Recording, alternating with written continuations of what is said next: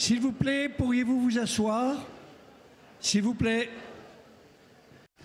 Deuxième grand moment de l'après-midi, parmi bien d'autres. Mais après Mario Draghi, nous avons la chance d'avoir notre ministre de l'économie et des finances, enfin j'ai tout un intitulé beaucoup plus large. Il est vachement sympa parce que il est complètement débordé, mais comme tous les ministres de l'économie sont toujours venus à Aix, il a accepté de venir, et en fait pour très peu de temps, puisqu'on va discuter juste pendant un quart d'heure. Donc franchement, vous pouvez l'applaudir.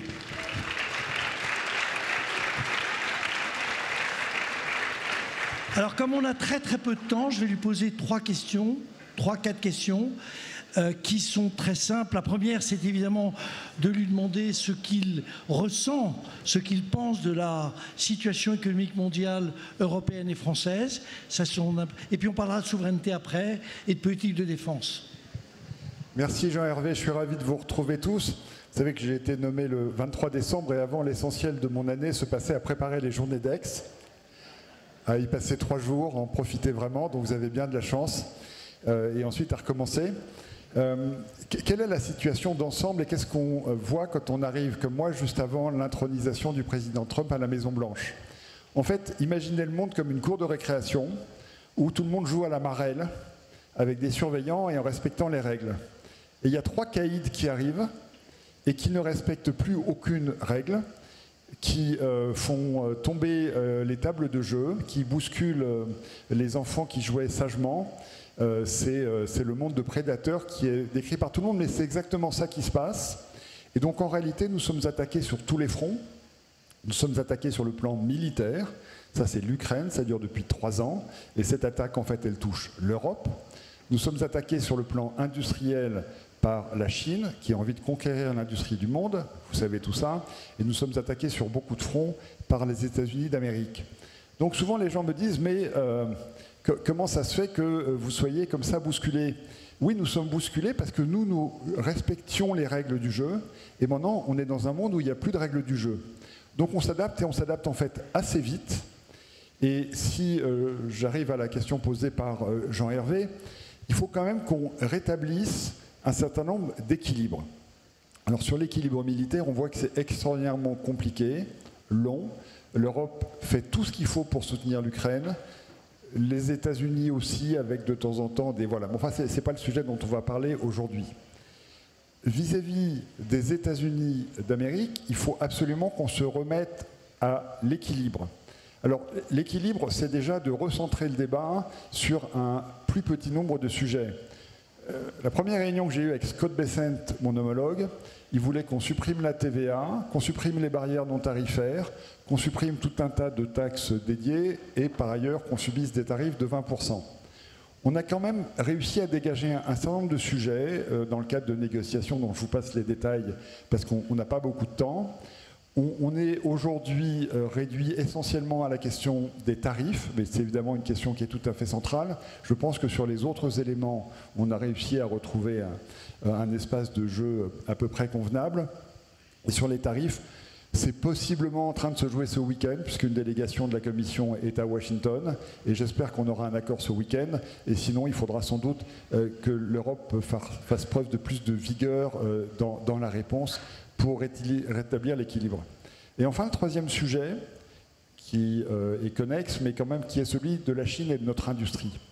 Et là, et j'ai conscience de parler après Mario Draghi, il faut absolument qu'on change les règles du jeu européen, c'est-à-dire que dans le monde tel qu'il est aujourd'hui, nous devons protéger notre industrie.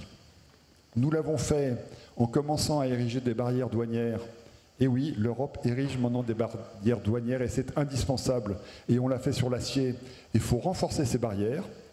On l'a fait sur l'automobile, ce qui nous vaut d'ailleurs des rétorsions étranges sur le cognac, sur lequel je crois qu'on a réussi à avancer ces derniers jours. Mais il faut qu'on le fasse sur l'ensemble de nos segments industriels. Sinon, la politique chinoise qui consiste dans chaque segment industriel à avoir une capacité de production qui dépasse les 50% de part du marché mondial va tuer notre industrie. Et si on est en plus avec les Américains qui, avec les barrières douanières, veulent rapatrier ce qui reste aux États-Unis d'Amérique, on sera vraiment en difficulté. Donc, on est dans ce moment de changement total de nos outils. Et ce changement total, nous en sommes convaincus en France avec le président de la République, avec le Premier ministre. Il faut qu'on entraîne aussi nos amis européens dans ce mouvement. Et on a une chance, d'ailleurs on a un certain nombre de chances dans cet environnement, la nouvelle coalition allemande avec laquelle nous sommes très alignés.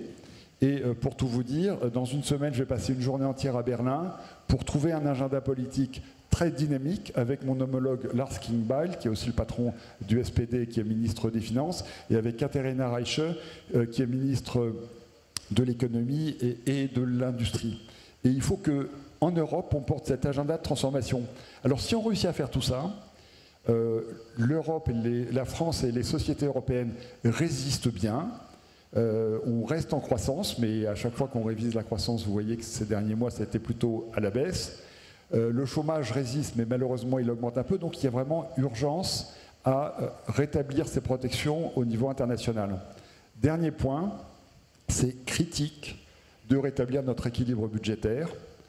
On est à un moment qui est tout à fait historique, pas parce qu'on est à Aix, mais parce que depuis hier soir, nous empruntons plus cher que l'Italie. D'une part parce que l'Italie a fait le job d'ajustement, mais parce que nous ne l'avons pas fait assez et pas de façon assez crédible. Et donc il est impératif que le budget pour 2026, et pardon de parler de ces sujets qui en général au mois de juillet n'intéressent pas les foules, mais pourquoi est-ce qu'il faut qu'on rétablisse l'équilibre budgétaire? Parce que cette année, la charge de la dette, c'est 67 milliards d'euros, plus que le budget de la défense, et dans 3 ans, ce sera 100 milliards. Donc si on ne stabilise pas la dette, on va perdre toute capacité de souveraineté, je crois que c'est ta question suivante. Et si on ne stabilise pas la dette, on va perdre la capacité à investir, à préparer l'avenir. Et donc pour ça, il faut qu'on fasse un effort qui a été fait dans l'histoire de stabilisation de la dépense publique, parce qu'on a 57% de dépenses publiques sur PIB, 10 points de plus que la moyenne européenne, ça n'est pas soutenable. Et c'est par l'ajustement de la dépense que nous rétablirons l'équilibre et pas par les augmentations d'impôts. C'est le thème que le Premier ministre va développer le 15 juillet. Alors, vous allez me dire, et je ne terminerai pas là parce que je ne veux pas manger les 15 minutes sur ce point, mais toutes ces questions sont essentielles. Vous n'avez pas de majorité. Non, on n'a pas de majorité, sauf que c'est un sujet d'intérêt national de faire ces rétablissements au niveau mondial, au niveau européen, au niveau français. Donc, nous travaillons avec l'ensemble des partis. On refait en ce moment ce qu'on a fait en janvier pour faire adopter la loi de finances pour 2025. On reçoit à Bercy avec Amélie de Montchalin tous les partis. Tous, on a commencé, on les aura tous vus avant la présentation du 15 juillet du Premier ministre. Il y aura une maquette qui sera présentée par le Premier ministre, on recommencera à discuter, on continuera à la rentrée. Moi je pense que l'urgence où nous sommes, l'intérêt vital du pays où nous sommes de rétablir nos comptes publics, doit nous permettre d'avoir l'accord le plus large pour que ce budget soit voté et nous permettre d'engager à la fois le redressement budgétaire, le redressement économique, et j'ajouterais que tout ça évidemment s'accompagne de la transformation écologique et énergétique, parce que c'était aussi une priorité. Le réchauffement à Aix, depuis que nous y venons, doit nous en convaincre. Voilà, je ne veux pas être plus long, mais je voulais essayer de balayer tous ces sujets. Oui, bravo. Bravo et bravo pour ce que tu fais. Peut-être qu'on peut essayer de voir comment on peut rebondir en matière de croissance économique. Est-ce que les engagements qu'on a pris en matière de défense et d'augmentation des dépenses de défense, sachant que la France est quand même vraisemblablement un des 2 ou 3 pays les plus talentueux dans ce domaine-là, est-ce que ça peut être positif et en réalité assez rapidement? Alors il faut qu'on réarme notre économie dans un monde de prédateurs, c'est un peu ce que je viens de dire, et il faut qu'on protège notre souveraineté, et on voit bien que notre souveraineté, elle est attaquée sur le plan industriel et sur le plan militaire. Alors je crois avoir abordé sur le plan industriel les outils européens dont nous disposons. Il faut aussi qu'on se réorganise au plan militaire.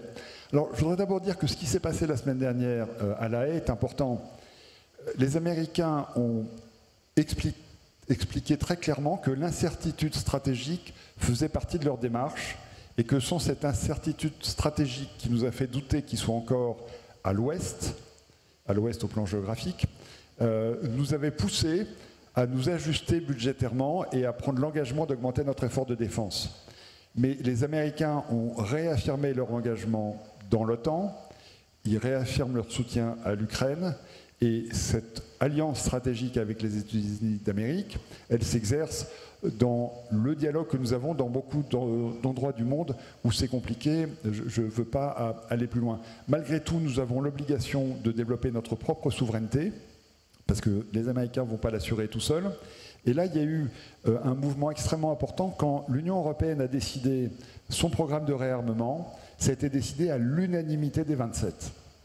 Et donc nous devons nous organiser pour, à l'intérieur de l'OTAN, avoir notre système de défense qui fonctionne, et surtout que dans le nécessaire réarmement, qui est nécessaire pour la paix, évidemment, le réarmement doit être dissuasif, mais sans rentrer dans des réflexions stratégiques trop élaborées, on voit bien que la défense nucléaire qui permettait de protéger l'Hexagone, ou éventuellement la France dans son ensemble, ne fonctionne pas avec les guerres qui fonctionnent aujourd'hui, qu'on a vu fonctionner en Ukraine et qu'on a même vu fonctionner en Iran. L'Ukraine a envahi la Russie, puissance dotée, et on voit bien qu'on est resté au niveau conventionnel. Et ce qui s'est passé entre l'Iran et Israël, c'est un peu à la limite, mais on voit bien que malheureusement la guerre conventionnelle est nécessaire, et donc si on veut la prévenir, il faut qu'on ait les moyens d'y répondre, et ça modifie complètement notre organisation, nos armements. Ça passe par un effort qui doit être coordonné et qui doit s'appuyer aussi sur nos industries de défense. Et je vois quelques présidents de grandes sociétés actifs dans la défense dans la salle.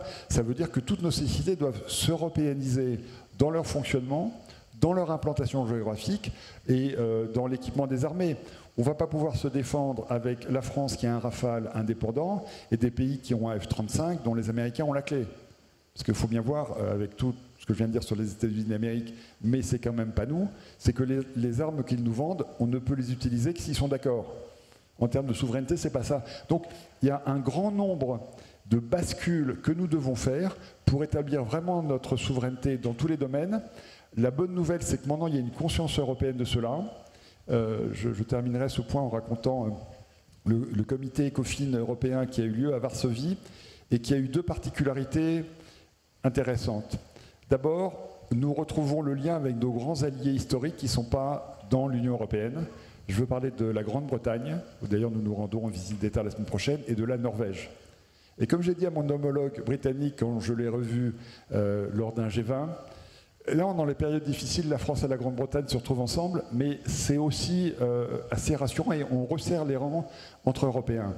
Et puis mon homologue polonais, Andrzej Domanski, a dit, voilà, nous sommes à Varsovie, nous sommes à 218 km de la frontière russe. Et tout est dit.